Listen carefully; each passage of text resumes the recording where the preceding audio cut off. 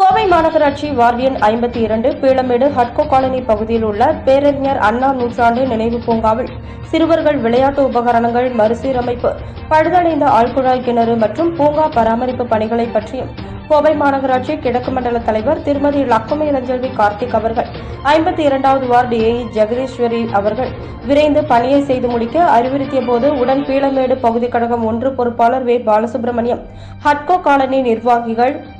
ராஜாராம், வீராசாமி, திருஞான சம்பந்தம், பீளமேடு பகுதி IT wing Sriram, நகர் நலச்சங்க நிர்வாகிகள் மற்றும் பொதுமக்கள் உடனிருந்தனர்.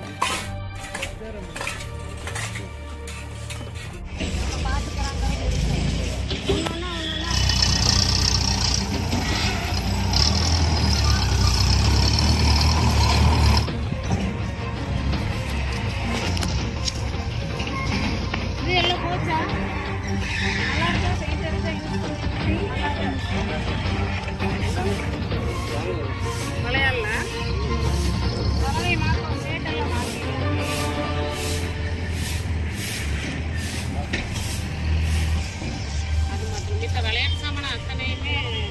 பெயிண்ட் பண்ண போதும் நல்ல குவாலிட்டியாக போகும் நல்லா